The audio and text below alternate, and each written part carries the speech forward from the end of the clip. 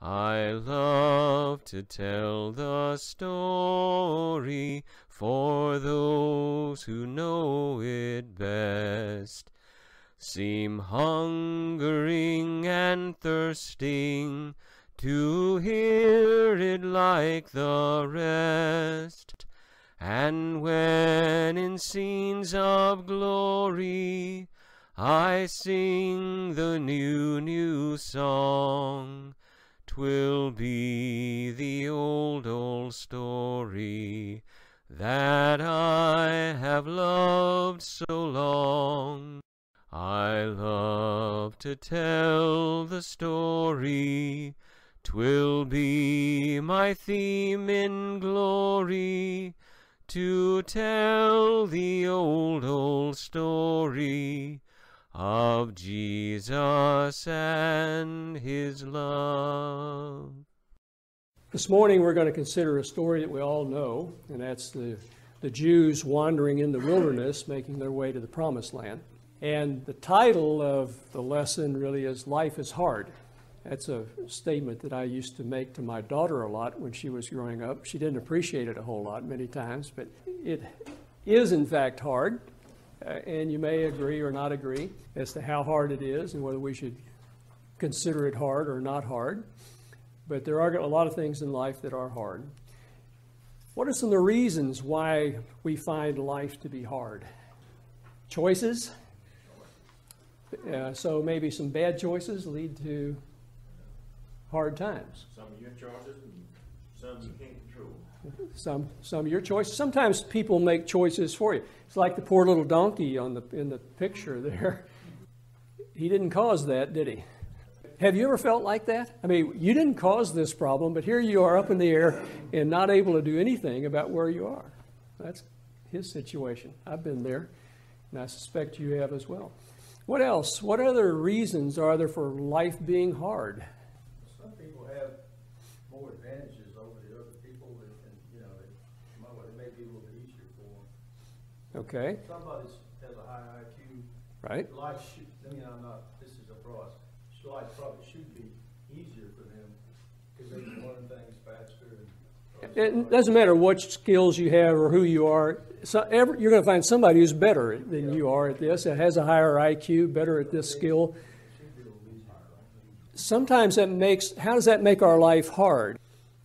How does it make it so that we view our lives maybe as hard when we see these other people who have these abilities or skills or whatever that we may have and desire more of, but they already have more of it. Maybe it's money.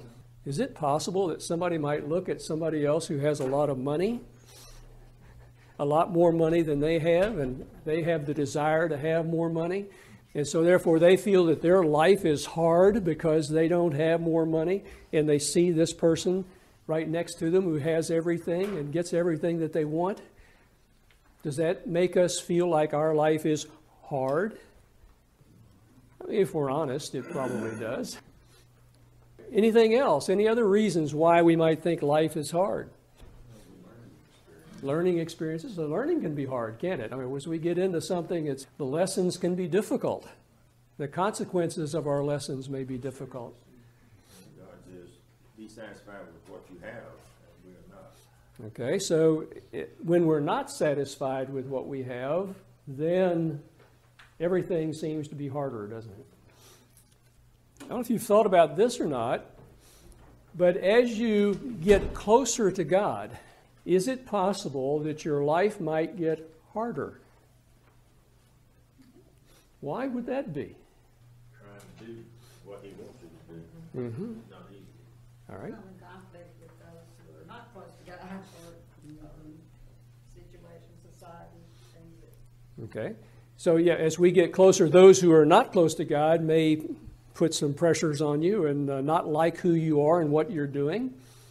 The lessons that he has for us to help us to grow, to be more like Christ, those things may be quite challenging for us. And they may be difficult. And as we get even closer and closer, and he wants you to make you more and more and more like Christ, then the lessons may become more challenging.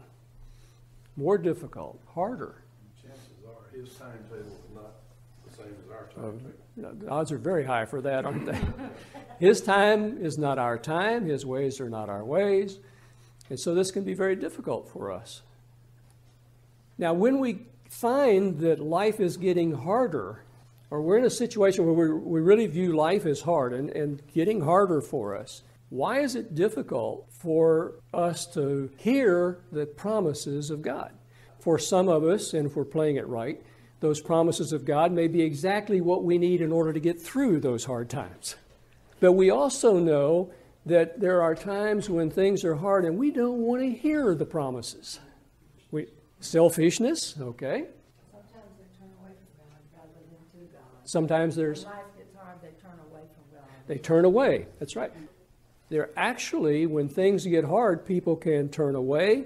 They don't want to hear the promises. In fact, you may have even heard people advise you that when someone is going through a very hard time, don't quote Bible verses to them. Have you heard that?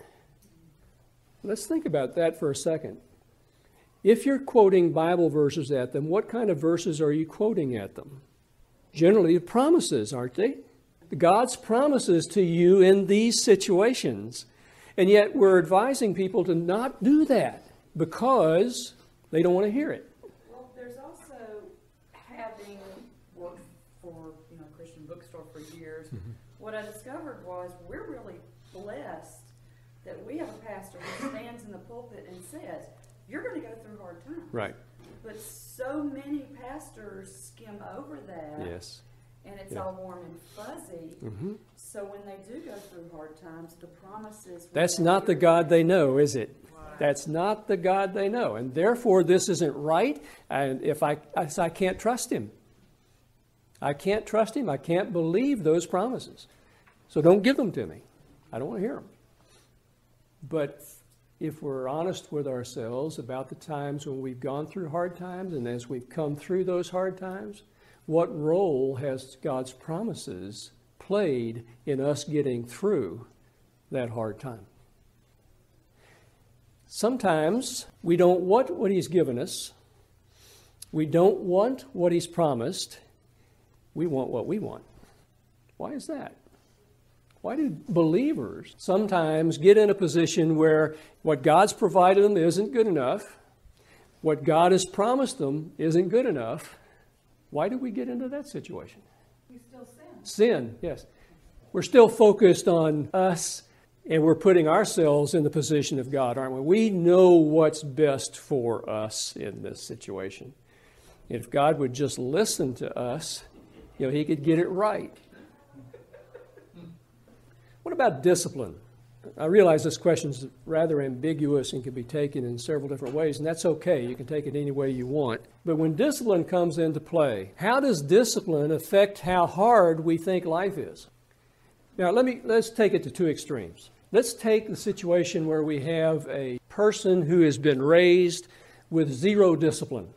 Parents gave the child everything they wanted, never put any resistance up whatsoever. Probably may know a child or two like that.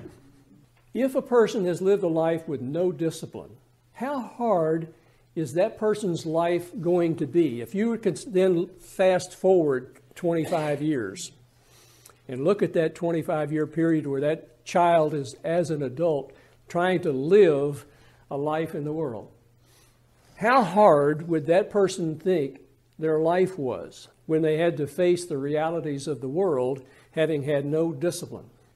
Would it be easy or hard? Okay, most likely it's going to be a fairly hard life, isn't it? We see some of these young movie stars Yes. facing the same. So, youngsters who've grown up with everything thrown at them, and then reality starts to hit eventually. I'm sorry? Not fair. Not. Actually, you've jumped ahead to next week. I've been there, done. Take the other extreme. Take a young female gymnast training for the Olympics. The typical Olympic gymnast, female, peaks at age 16. That's the peak age. It may be 16 and a half, 17 for some, but it's around that age 16 that they peak. To reach the Olympic level, they're going to start training probably at age 5 or 6. So from the time they're 5 or 6 years old to the time they're 16, their life is gymnastics. Rise at 4 a.m., get over to the gym and work out for hours, then get cleaned up and go to school, go back to the gym for hours, try to do a little homework and go to bed. Gets your rest. And get up in the morning and do the same thing over 7 days a week for the next 10 years. Now that's a disciplined life, isn't it? I mean, that's where you're held to a set of rules. Now here are the rules, and here's what you have to do to be successful. Abide by these rules and guidelines. That's a very disciplined life. Probably none of us have had that much discipline in our lives. We have discipline in our lives, but not like that. In the time that they're going through that, would that child call that a hard life? Well, some of them would, some of them probably wouldn't, because it's doing something that they love to do, want to do. They're becoming the best in the world at what they do, something that they love to do. When we're disciplined towards something that we love, that's not viewed as hard generally. If you lose the love, and the parents have the love for it, and they're pushing the child to do it, then that's different. But if you're being disciplined towards something that you love, then that's not particularly hard. And how well prepared for life after gymnastics is that person who has lived a life of strict discipline for a long period of time? Better than, or worse than the one who had no discipline in their life? Better. Much better, isn't it? So discipline, the amount of discipline that we have in our lives, that is being held to a set of rules, held to some standards, and how much we're held to those standards, how strongly we're held to those standards, is the amount of discipline that we have in our lives. And that's going to have something to do with how we think about how hard our life is. The movie clip that I want to show you today is from Notting Hill. This movie stars Julia Roberts as Anna Scott. Anna Scott is a movie star, an American movie star, one of the greatest movie stars in the world at the time. And it stars Hugh Grant as William Thacker. But William Thacker owns a travel bookstore in Notting Hill. Notting Hill is an area of London. And one day, Anna Scott comes into his bookstore. And they have an interesting interchange. And a few hours later, they bump into one another on the street. Literally bump into one another, and he's carrying orange juice and spills it all over her. As it moves along, they eventually meet again, and they're interested in one another. When they meet this next time, they decide that they want to have a date.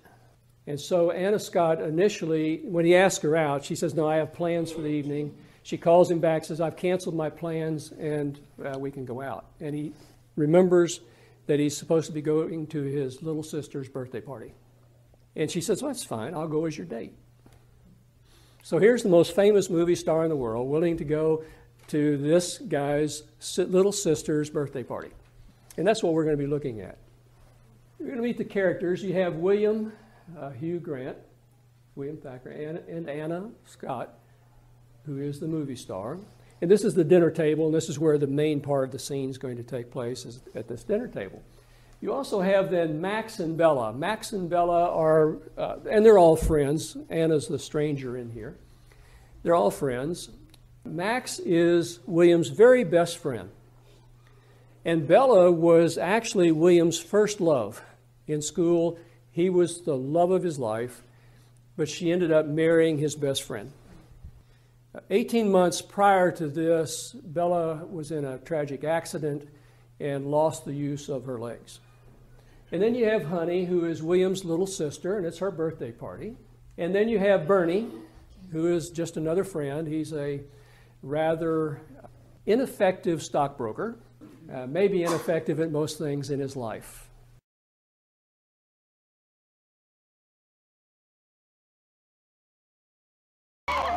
Having you here, Anna, firmly establishes what I've long suspected, that we really are the most desperate lot of underachievers. Shame. Oh, I'm not saying it's a bad thing. In fact, I think it's something we should take pride in. I'm going to give the last brownie as a prize to the saddest act here.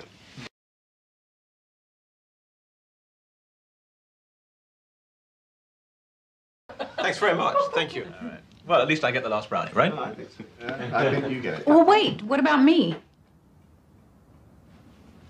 I'm sorry. You think you deserve the brandy? Well, a shot at it at least, huh? All right, well, you'll have to prove it. I mean, this is a very, very good brownie, and I'm going to fight for it.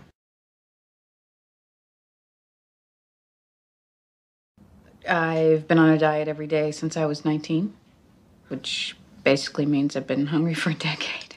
I've had a series of not nice boyfriends, one of whom hit me. And every time I get my heart broken, the newspapers splash it about as though it's entertainment. And one day, not long from now, my looks will go. They will discover I can't act. And I will become some sad, middle-aged woman who looks a bit like someone who was famous for a while.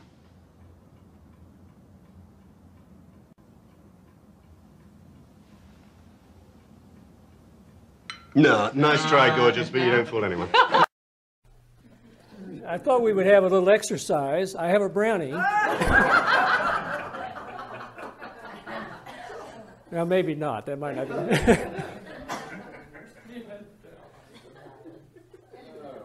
What does Anna's story say to you about life being hard?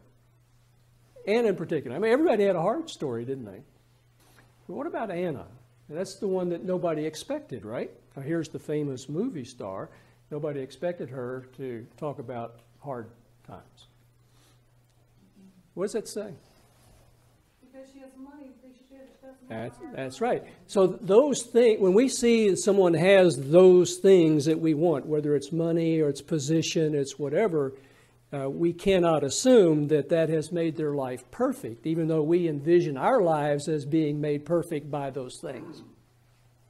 It doesn't happen.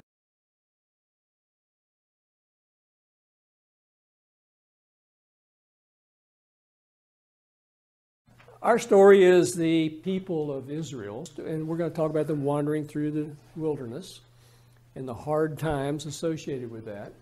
But the background is their time in Egypt. We have to get them out of Egypt, so we have a little background about their time in Egypt. We remember that Joseph was sold into slavery in Egypt and then rose to a position of authority. And when the drought came, the famine came, the rest of the family went down to Egypt as well, and they were all well received at that point in time because of Joseph's position.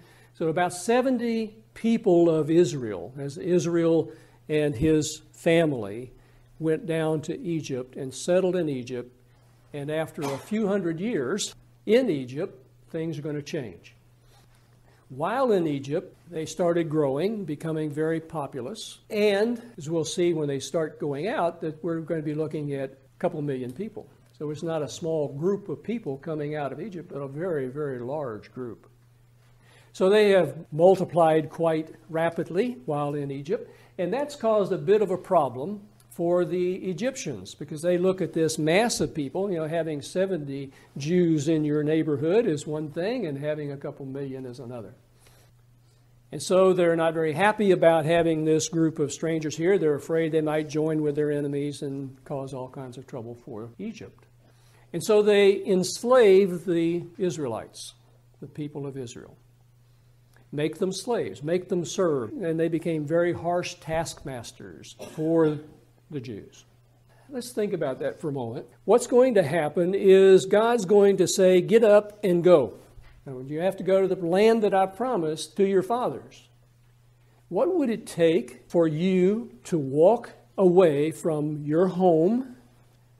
You can have your family go with you, but you're going to walk away from all your possessions with only what you can carry.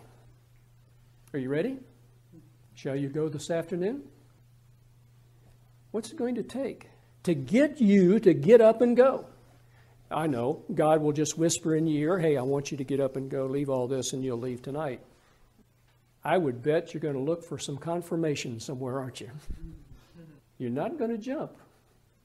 He says jump, and you don't say how high. You say, well, wait a minute. Are you sure you want me to jump? Well, he's going to have to encourage them to get out. And this is part of the encouragement. We're going to make life a little harder while we're in Egypt, and we'll be encouraged to act according to God's plan.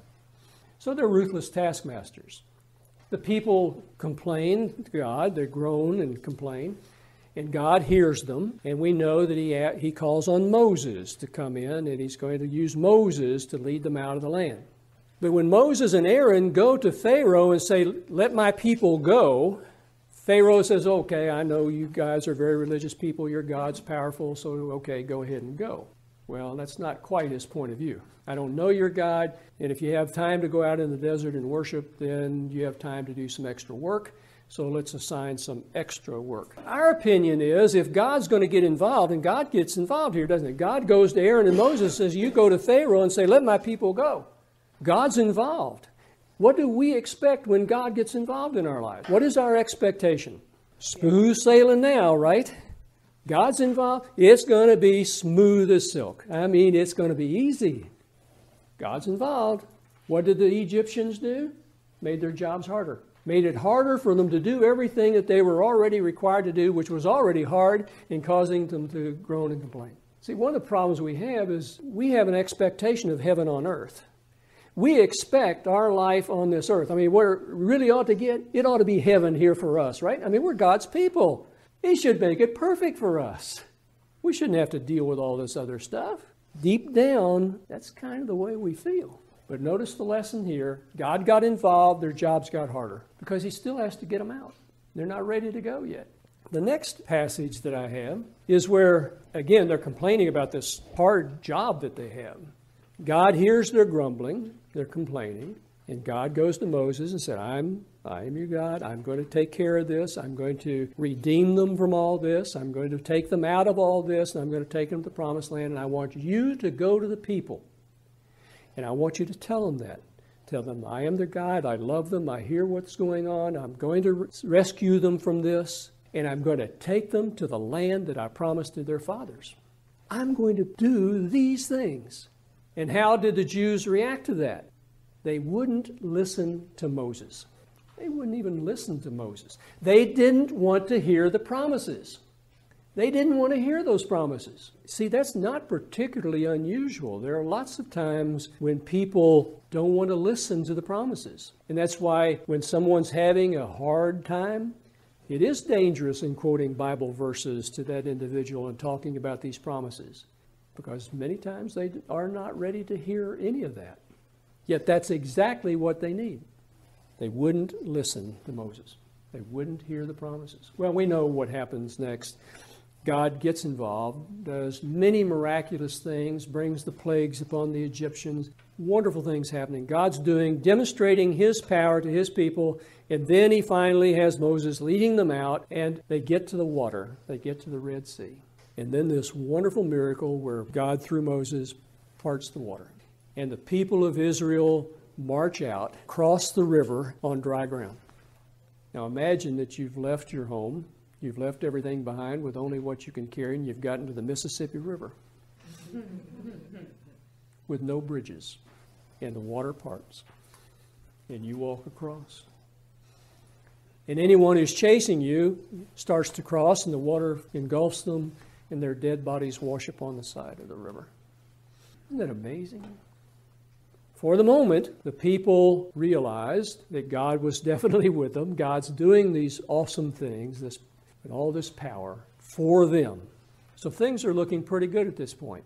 But what we would probably expect is we would expect some air-conditioned Greyhound buses on the other side to pick us up and take us the rest of the way and take us into Jerusalem and into the Hyatt, and they would have some nice luxury suites for us when we get there in Jerusalem.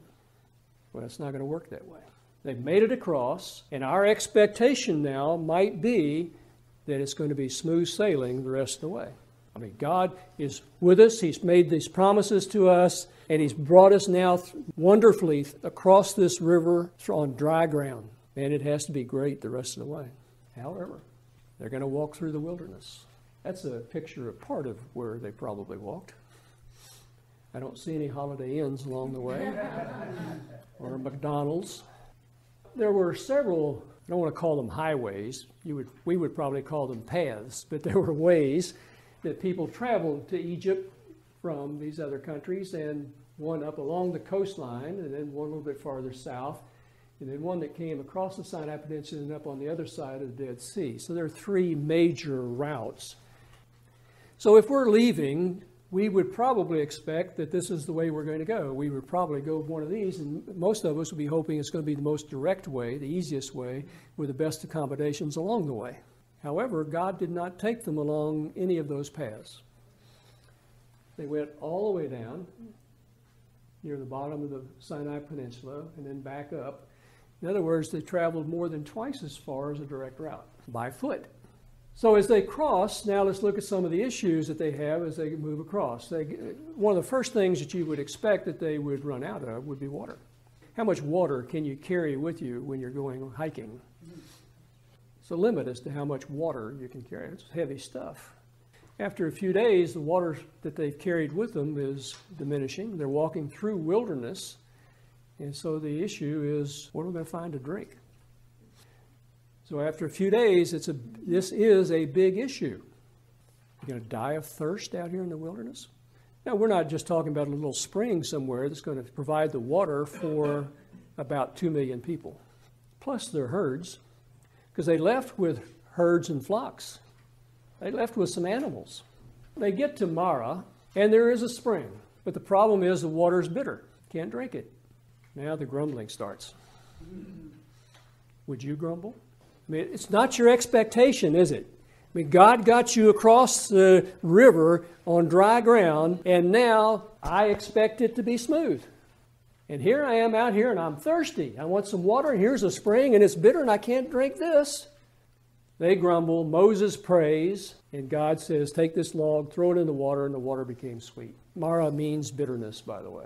What's really interesting to me in this section is not this, that God turned the water, bitter waters to sweetness, but what God said he was doing.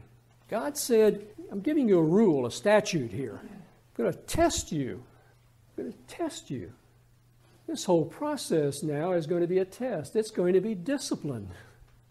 It's going to be providing a set of rules and enforcing those rules. Saying, here's what you're to abide by and here's what you're to do.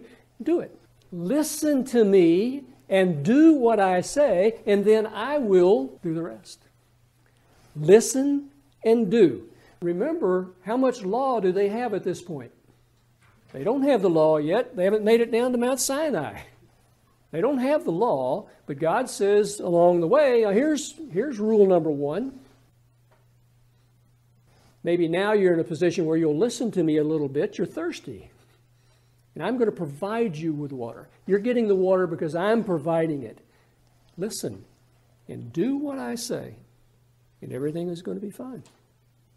They then move down to Elam, and there are 12 springs and palm trees. I mean, it's a regular oasis. And they go there and they stay there for several weeks. You would probably be inclined to do that too after marching through the wilderness and not finding any water, finding this oasis with all this water. You're going to enjoy that for a while. They enjoyed it for several weeks. And then they moved on. We're about 6 weeks into the marching now, into the trip. They get to this wilderness, and a lot of the food that they packed in their little picnic lunches and everything is gone. They're complaining. Did you bring us out here to starve to death? You're trying to kill us with hunger. Were we brought out of Egypt only to come out here and starve to death in the wilderness? Are you going to kill us with hunger? So what does God do? That's where the manna comes in, right? God provides the manna. But it's not just the manna. What did God say about the manna? He gave them rules, didn't he? He said this manna is going to fall 6 days a week. You're to gather 6 days, and on the 6th day you gather 2 days' worth, so that on the Sabbath day you don't gather it. Here are the rules. I'm providing, just as I provided the water, I'm providing the food, I'm providing the bread, but here's the way you handle it. Here's the way that you do it. It's simple. It's not hard. In Egypt, to get their bread, what did they have to do? They worked as slaves from dawn to dark in hard labor. Now it's free. It's just out there. Go pick it up. Pick up all you want. No labor involved. It's a piece of cake. And God says, I'm going to test them whether they will walk in my law. It's a test. It's a test. Are you going to do what I say? I'm telling you what I want you to do, telling you how I want you to do it. Are you going to do that? Hard times in your life? Are we having a test? Are we being tested as to whether we're going to do what he has told us to do, the way that he has told us to do it, or are we going to do it our way? Well, from there, they move down a little bit farther to Rephidim, and there's another problem comes up. At Rephidim, the Amalekites, Amalek is a descendant of Esau. Who is Esau? Twin brother of Jacob, right? Well, here we have the people marching out who are descendants of Jacob. Jacob and his people are the ones who went down to Egypt. They're the ones marching out now, and now the Amalekites, the descendants of Esau, are attacking them from the rear. So they're coming at them from behind, getting the weakest people or ones at the end of the line usually. And so that's the easiest way to attack. And so that's where the attack begins. The Amalekites, their relatives are attacking them. Now, the Amalekites didn't have a particular territory. They kind of wandered all through the Sinai Peninsula with their herds. And so they see these people coming, and there's an element of jealousy, the Esau-Jacob jealousy that has carried on. And this is where God told Moses, hold up your staff, and as long as your staff is up, then you'll have victory as your hand comes down. Anyway, all that. But I have a passage in there from Deuteronomy as well where it's explained again just how cowardly this attack was from the rear. But what does this do for the people? You have the people of Jacob, that is these 2 million people now who have marched out of Egypt. What has their life been like for the last couple hundred years? They have been subjects of Egypt. They have been under the control of Egypt, but also under the protection of Egypt. How much fighting have the Jews had to do in the last 200 years? None. Now, they've got people attacking them. They have to defend themselves. When they get to the land, are they going to have to fight? All right, so this is sort of the beginning of preparation again for what these people will have to do. Because to go into the land and take that land from the inhabitants, they are going to have to do it the old-fashioned way. Well, then they get down to Mount Sinai. This is where the law was given. And they stayed around Mount Sinai for almost a year. Around Mount Sinai, they build the tabernacle and all this, get the organization and everything gets settled. I mean, a lot goes on here. So now they've been in the wilderness for over a year. And they're as far away from the promised land as they were when they started. But they now should understand a little bit better, that God is prepping them. God is disciplining them, giving them the rules by which they are to live, and holding them to the rules. They now have a pretty complete set of rules after what has taken place at Mount Sinai. And the law has been given. Then they move on from there. You can imagine they've been settled for a year. And now here they go, they have to pick up and start marching again. It probably wouldn't take some people too long to start complaining again. Wouldn't you expect? When you're settled, you get kind of comfortable wherever you are. I mean, it can be a fairly uncomfortable place, but if you're there and you're used to it, that's home. And they've been there a year. That's home. Moses, do we have to? And up they go. So they get to this place, and the people are complaining about their misfortunes. And fire comes down in the outer parts of the camp and burns some people. God doesn't want to hear the complaining. For what they've been through, in particular time at Mount Sinai. Come on now, we're going to the promised land. You have your guidebook. You have your instructions. Let's go. And they start complaining. And the fire comes down and burns people. In fact, Tabra means burning. Well, pretty serious business. They move a little bit farther. And some of the rabble starts complaining about the food. Have something different. They had this craving for meat. Now, remembering Egypt and the fish and the onions and all this stuff, and they had this craving for meat. So God sends the quail. Remember the quail? And they gather the quail, and while the meat is between their teeth, God says, He strikes them with a plague, and a bunch of them die. In Kibroth Hatava means graves of craving. So they have the graves there for those who craved the meat. Graves of craving. I'll move you along a little bit now. We'll go on up to Kadesh. And this is where God says to send in the spies. Story we know well. Sends 12 spies into the land. Think about it now. You're on the verge of success, aren't you? I mean, you're right at the promised land, ready to go in. Should be with great anticipation and great excitement, shouldn't it? I mean, you've been 16 months wandering through the wilderness to get here, and now you are at the edge of the land. And God says, okay, I want you to send some spies in so they can come back and tell you what's there and what we're going to do. Spies go in. So we expect at this point that everything should be wonderful. But they come back with two opinions. You have 10 of them who say, well, they all say, it's a land flowing with milk and honey, just like God said. It's wonderful, terrific fruit, but there are some strong cities in here. And the people are very strong. 10 of the spies say, we can't take them. And so what should the people think? Sitting on the verge of entering the promised land with God's hand leading them the whole way, depends on what you look at. If you look at it as all these hard times that we had and all this grumbling that you want to do about the hard times that God made you go through to get here, then you might just think this isn't worthwhile.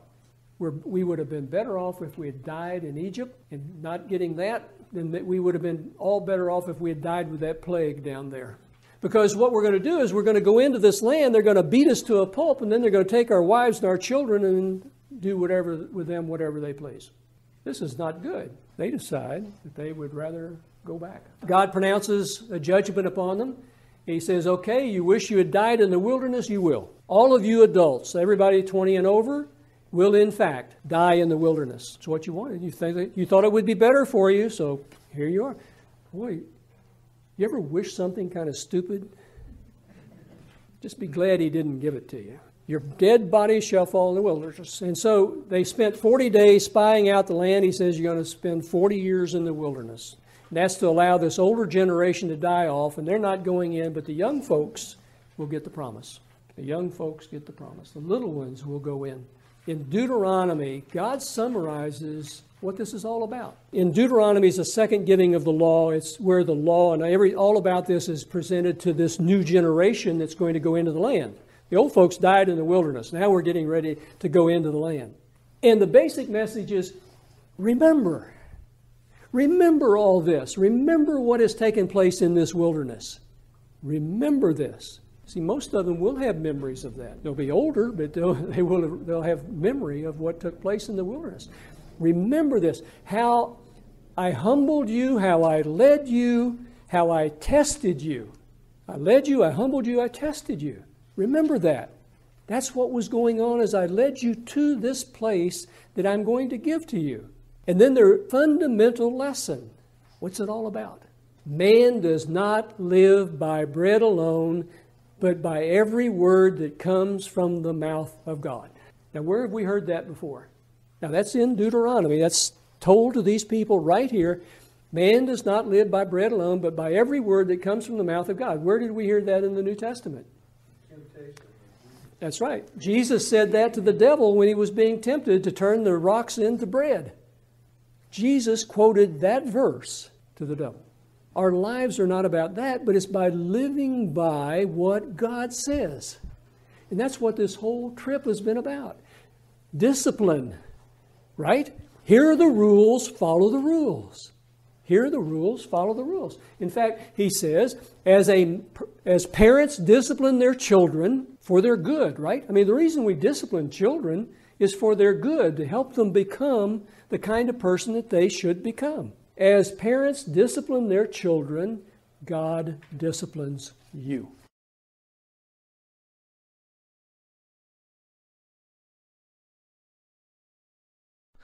I love to tell the story, 'twill be my theme in glory, to tell the old, old story of Jesus and his love.